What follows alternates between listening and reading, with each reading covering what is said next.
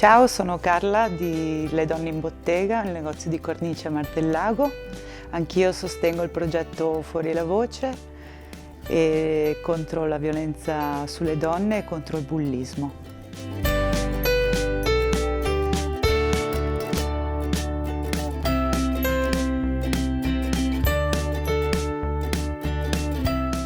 Vi ricordo l'evento di Fuori la Voce che sarà presso Ca' della Nave il 29 novembre.